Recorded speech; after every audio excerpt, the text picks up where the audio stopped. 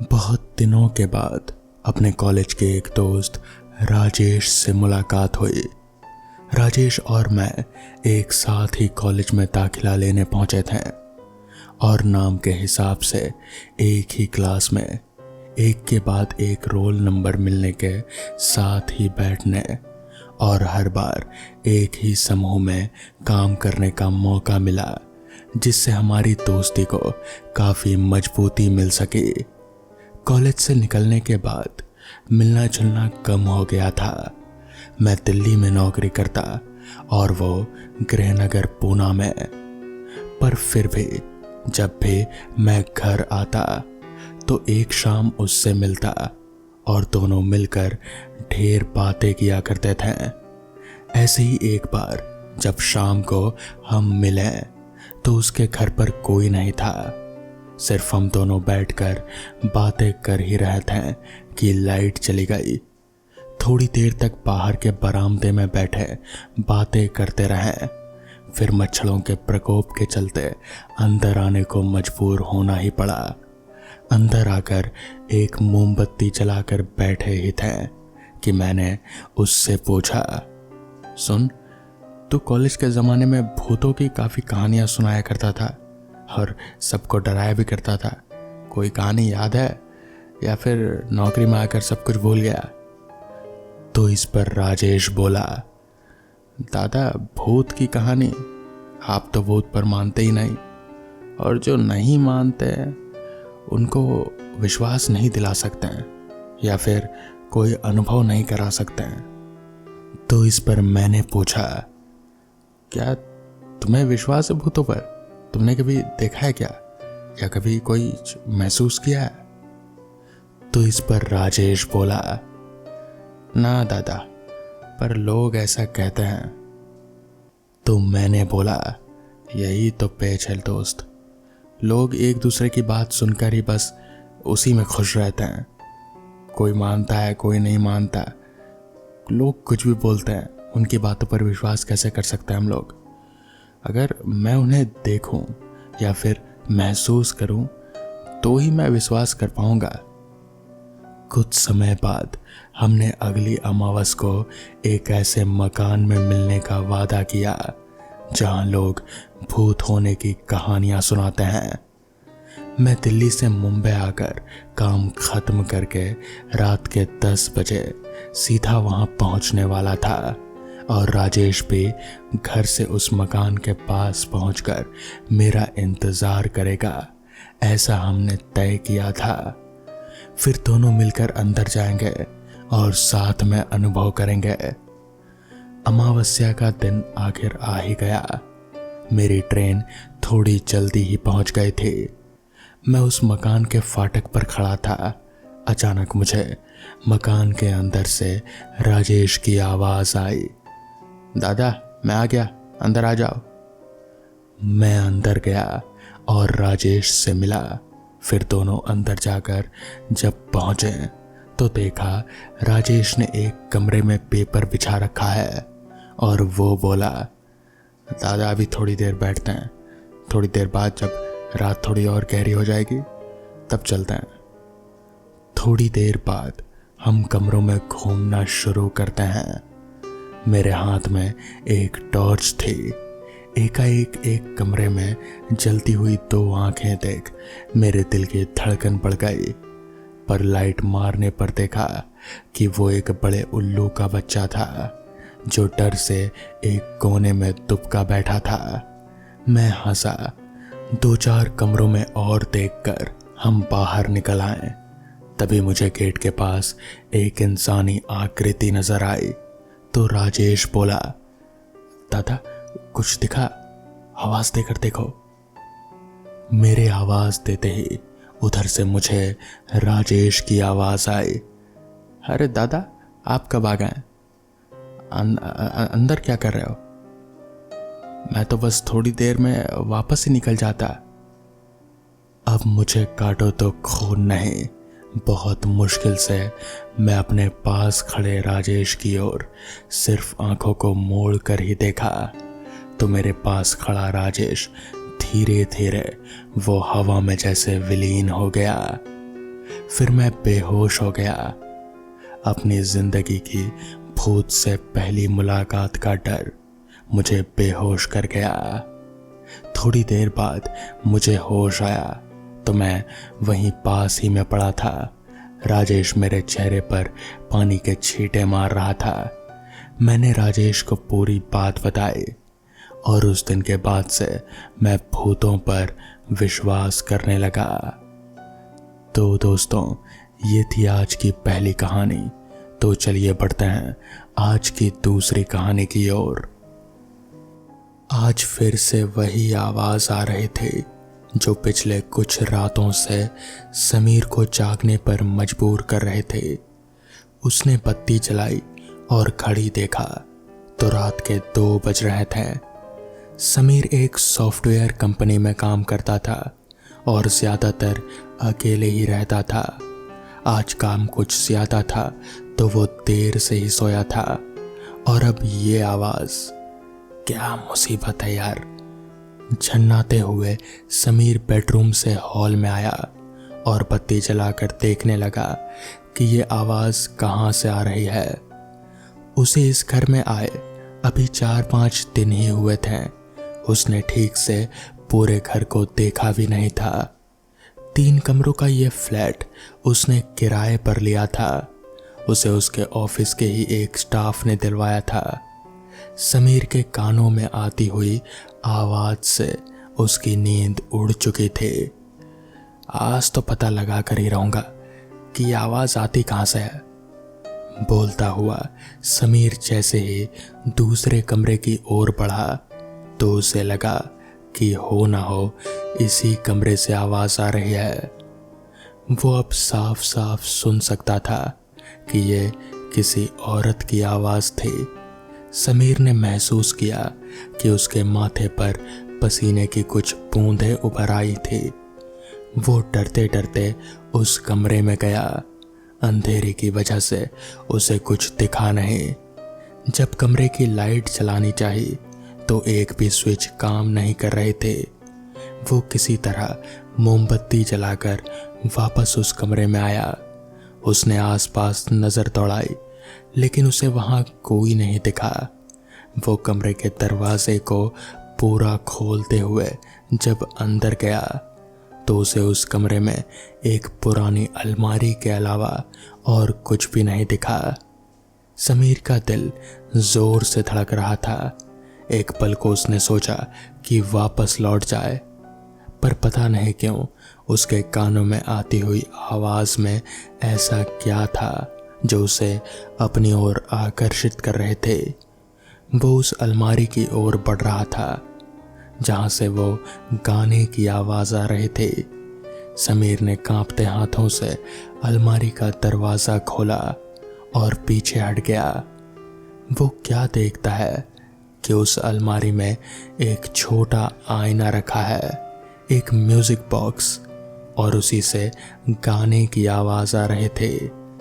उसके हाथ और पैर ठंडे पड़ चुके थे। उसने जैसे ही उस आईने को हाथ में लिया कि उससे आती हुई आवाज बंद हो गई। उसने चैन की सांस ली, सोचा कि चलो बला छूटी। जैसे ही वो आईने को वापस अलमारी में रखने लगा कि तभी उस आईने में एक चेहरा उभरा और उसने समीर को अपने पास बुलाया। समीर, मेरे पास आओ, डरो मत। आईने वाली अजीब सी औरत के मुंह से अपना नाम सुनते ही डर के मारे समीर के हाथ पांव फूलने लगे और वो हड़बड़ाहट में उसके हाथ से वो आईना छूट गया और फर्श पर गिरकर टूट गया।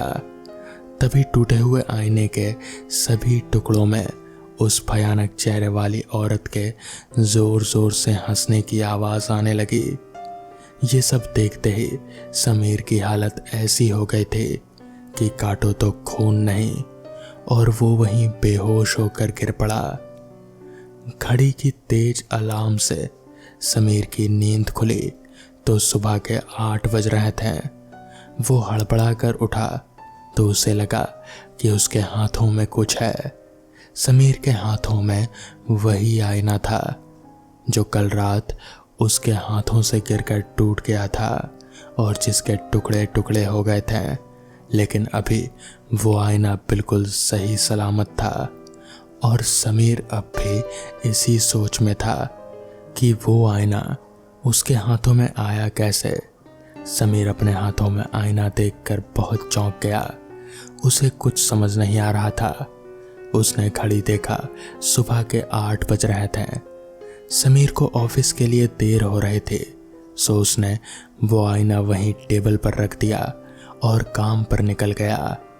शाम को जब समीर घर आया तो फ्रेश होने बाथरूम में गया। मुंह हाथ धोते हुए अचानक उसने अपने आप को आईने में देखा तो उसे कुछ याद आया। वो टेबल के पास गया और वहीं आईना खोजने लगा जो उसने सुबह रखे थे, लेकिन अब वहां कुछ नहीं था।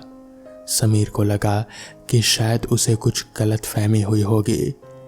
रात को खाना खाने के बाद वो लैपटॉप पर काम करने लगा। थोड़ी देर बाद उसकी नज़र घड़ी पर गई तो 12:30 बजने वाले थे। उसने अपना काम खत्म किया और सोने की तैयारी करने लगा। तभी समीर ने फिर से वही आवाज़ सुनी, एक औरत के गाने की आवाज़ जो उसने कल रात सुनी थी। वो चाहकर भी खुद को रोक नहीं पाया और फिर से वो उस ओर बढ़ गया जहां से आवाज़ आ रहे थे। इस बार समीर थोड़ा चौकन्ना होकर कमरे में आगे बढ़ रहा था। जैसे ही वो दूसरे कमरे की ओर बढ़ा, उसे गाने की आवाज़ साफ साफ सुनाई देने लगी। समीर का दिल जोरों से धड़क रहा था। वो दरवाज़ा खोलते हुए डर रहा था, लेकिन कुछ तो ऐसा भी था जो उसे अपनी ओर आकर्षित कर रहा था। समीर पसीने से तरबतर था। उसने कमरे का दरवाज़ा खोला, वहाँ अंधेरा था। गाने की हल्की आवाज़ अभी भी आ रहे थे। समीर हाथों में मोमबत्ती लिए कमरे में घुसा और इधर उधर देखने के बाद वो अलमारी के पास जाकर खड़ा हो गया। समीर ने अलमारी खोल कर देखा तो वहाँ वही आईना रखा था जो सुबह समीर के हाथों में था। वो एक पल को दंग रह गया कि सुबह उसने वो आईना तो अपने कमरे की टेबल पर रखा था और शाम को उसे वो आईना वहां नहीं दिखा। समीर की सांसें तेज चल रहे थे। ऊपर से वो इस सोच में था कि यह आईना यहाँ किसने रखा। वो घबरा कर पीछे हट गया और वापस जाने के लिए मुड़ा ही था कि एक आवाज से वो चौंक गया। मुझे पता था तुम आओगे, एक औरत की आवाज आई। कौन है? समीर चौंक कर इधर उधर देखता हुआ बोला। समीर डरो मत, मेरे पास आओ। कौन हो तुम? मैंने तुम्हारा क्या बिगाड़ा है? मुझे जाने दो प्लीज। समीर ने हाथ छोड़कर डरते हुए कहा, मैं तुम्हें कुछ नहीं करूंगी अगर तुम मेरी मदद करोगे तो। कैसी मदद? मुझे जाने दो। मैं इस आईने से बोल रही हूँ, सिर्फ तुम ही मेरी मदद कर सकते हो। इतना कहते कहते वो औरत रोने लगी। समीर का डर से बुरा हाल था। वो अलमारी से थोड़ी दूर रखी बेड के पास दुबक कर बैठा रहा और वहीं से बोला, मैं क्या मदद करूंगा तुम्हारी? मैं तो खुद डरा हुआ हूं। मुझसे डरने की जरूरत नहीं है। अगर तुम मेरी पूरी बात सुनोगे तो मैं तुम्हें कुछ नहीं करूंगी। समीर इतना सहमा हुआ था कि उसने आईने वाली औरत की पूरी बात सुनने में ही भलाई समझी। जिसके बाद उस औरत ने बताना शुरू किया, मेरा नाम निशा है। 1 साल पहले मेरा और मेरे पति का तलाक हो गया था। लोग मुझे लेकर तरह तरह की बातें बनाते थे, इसलिए शहर के शोर शराबे से दूर मैं इस मकान में अपनी 2 साल की बेटी के साथ रहने आ गई थी। मैं एक स्कूल में पढ़ाती थी और अपनी बेटी को भी साथ ही रखती थी। एक रात स्कूल का काम करते हुए मुझे देर हो गई। मेरी बेटी सो चुके थे और मैं भी सोने ही जा रहे थे। तभी मुझे एक आवाज़ सुनाई दी। लगा जैसे कोई मंत्र जाप कर रहा है। पहले तो मैंने उस ओर ज़्यादा ध्यान नहीं दिया और सोने की कोशिश करने लगी। फिर मैंने गौर किया कि यह किसी आदमी की भारी भरकम आवाज़ है और वो कुछ अजीब से मंत्र पढ़ रहा था। मुझसे रहा नहीं गया। मैं उठकर आसपास देखने लगी। सभी कमरों में देखा लेकिन कहीं कुछ दिखाई नहीं दिया। फिर मैं हॉल में आई और खिड़की के पर्दे हटाकर देखने लगी तो साफ साफ कुछ दिखा नहीं। इस घर का एक दरवाज़ा पीछे की तरफ खुलता है। घर के पीछे कुछ पेड़ और झाड़ियाँ थी जिसकी वजह से वो दरवाज़ा ज़्यादातर बंद ही रहता था। मुझे ऐसा लग रहा था कि हो ना हो वो आवाज़ उधर से ही आ रही है। मैंने दरवाज़ा खोला तो उस जंगल की ओर से धुआं उठता दिखाई दिया। मुझे डर भी लग रहा था, इसलिए मैंने दरवाजे को थोड़ा ही खोला और उसके पीछे छिपकर देखने लगी। धुआं जैसे ही थोड़ा कम हुआ, मैंने देखा एक आदमी आग के पास बैठा हुआ था और आसपास कुछ खोपड़ियाँ रखी हुई थी। ऐसा लग रहा था कि जैसे वो कोई तंत्र मंत्र कर रहा हो।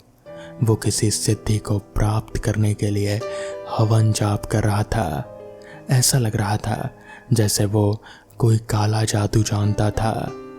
उस आदमी की बड़ी बड़ी जटाएं थी, पूरे शरीर पर भस्म लगा हुआ था। उसने एक चाकू निकाल लिया और अपने अंगूठे से खून निकाला और उससे अपने माथे पर तिलक लगा लिया। उसका ऐसा रूप देखकर मेरे हाथ पांव ठंडे पड़ गए। मेरे मुंह से चीख निकलने ही वाली थी कि मैंने अपने मुंह को दोनों हाथों से दबा लिया, जिससे उस आदमी को पता न चले कि मैंने उसे देख लिया है। मेरा दिल जोरों से धड़क रहा था। मैंने वहां से हटने में ही अपनी भलाई समझी और मैं जैसे ही दरवाज़ा बंद करने वाली थी कि अचानक हड़बड़ाहट के चलते मेरा हाथ दरवाजे से जा लगा। अचानक हुई आवाज़ से वो आदमी मंत्र पढ़ते पढ़ते चुप हो गया। वो शायद समझ गया था कि मैंने उसे देख लिया है। मुझे समझ नहीं आ रहा था कि मैं अब क्या करूँगी। डर के मारे मेरा हाल ऐसा हो गया था कि काटो तो खून नहीं। जैसे ही मेरा हाथ दरवाजे पर लगा, खट की आवाज़ हुई। मन ही मन में समझ चुके थे कि उस तंत्र मंत्र करने वाले आदमी ने मुझे ज़रूर ही देख लिया होगा। एक अनजाने डर के कारण मैंने उस आदमी की ओर देखा। तभी वो आदमी भी मेरी ओर पलटा। उसकी बड़ी बड़ी और डरावनी लाल आंखें देखकर मेरी सांसें रुक गई। उससे भी ज़्यादा मैं हैरान ये देखकर थी कि वो आदमी किसी और दिशा की ओर मुंह करके बैठा था और जैसे ही उसने दरवाजे की आवाज़ सुनी, उसने सिर्फ अपनी गर्दन मेरी ओर घुमाई। उसका पूरा शरीर अभी भी उल्टी तरफ ही था। मुझे समझ नहीं आ रहा था कि मैं क्या करूं। मैंने वहां से भागने में अपनी भलाई समझी। मैं कमरे में आई और अपनी बेटी को लेकर जैसे ही भागने वाली थे कि वो आदमी अचानक मेरे सामने आ गया। तूने मेरी साधना को भंग कर अच्छा नहीं किया। तू जानती नहीं मैं कौन हूं और मैं क्या कर सकता हूं। तुझे मेरी शक्तियों का अंदाजा नहीं। वो मुझे गुस्से से घूरते हुए बोला। मैंने उससे माफ़ी मांगी और कहा भी कि मैंने कुछ भी जानबूझकर नहीं किया। मैं किसी से कुछ नहीं कहूँगी और मुझे जाने दे। लेकिन उसने मेरी एक नहीं सुनी। उस पर जैसे कोई भूत सवार था। इतना तो तय था कि वो कोई इंसान नहीं था। इससे पहले कि मैंने ऐसा भयानक रूप पहले कभी नहीं देखा था। मैं डर से कांपने लगी। मैं जैसे ही पीछे के दरवाजे की ओर भागी, उसने मेरी बेटी को मुझसे छीन लिया और उसकी आत्मा को एक तस्वीर में कैद कर दिया। जब मैं चिल्लाते हुए उस तस्वीर की ओर बढ़ी तो उसने मुझे भी इस आईने में कैद कर दिया। मैं चिल्लाती रही, रोती रही, लेकिन उसने मेरी एक नहीं सुनी। मेरे रोने की आवाज़ सुनकर वो ज़ोर ज़ोर से हंसने लगा और कहने लगा, तूने मेरी सिद्धि प्राप्ति में बाधा डाला है और इसकी सज़ा तो तुझे ज़रूर मिलेगी। तू तड़पती रहेगी लेकिन अपनी बेटी से नहीं मिल पाएगी। इस आईने से निकलती तेरी आवाज़ सुनकर सब डरेंगे, लेकिन कोई तेरी मदद के लिए नहीं आएगा। और जब तक तेरी बेटी नहीं आज़ाद होगी तो भी इस आईने से नहीं निकल सकती। और फिर वो पैर पटकता हुआ वहां से चला गया। फिर क्या हुआ? समीर ने साहस बटोरते हुए उस आईने वाली औरत निशा से पूछा। फिर क्या? उसके बाद इस घर में आने वाले हर आदमी को मेरी आवाज़ सुनाई दी, लेकिन मेरी मदद के लिए कोई भी नहीं आया। तुम बहादुर हो समीर, अब तुम ही मेरी मदद कर सकते हो। तुम ही अब मुझे और मेरी बेटी को बचा सकते हो। इतना कहकर निशा फिर रोने लगी। मैं कैसे मान लूं कि तुम सच बोल रही हो? खड़ा होता हुआ समीर बोला। तुम्हें यकीन नहीं तो हॉल में लगी मेरी बेटी की तस्वीर देख सकते हो, निशा ने कहा। समीर दौड़कर हॉल में गया। उसे यकीन नहीं हो रहा था। सच में वहां एक बच्ची की तस्वीर थी जो बहुत उदास लग रहे थे। समीर उस ओर हाथ बढ़ाते हुए सोचने लगा कि वो उसकी नज़र अब तक इस तस्वीर पर क्यों नहीं पड़ी। वो दौड़कर आईने के पास गया। अब तुम्हें भरोसा हो गया ना मुझ पर, तो कहो, करोगे मेरी मदद? निशा ने समीर से पूछा। हाँ करूँगा, बताओ करना क्या है। जिसके बाद निशा ने बताया कि उसे एक तांत्रिक को बुलवाना होगा और फिर वही तांत्रिक कुछ कर सकता है। समीर गांव में पला बड़ा था।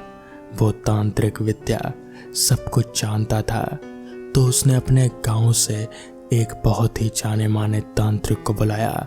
उसने पूरी बात बताई तांत्रिक को, जिसके बाद वो तांत्रिक समीर के घर पहुंचा और फिर उसने हवन वगैरह कुछ किया।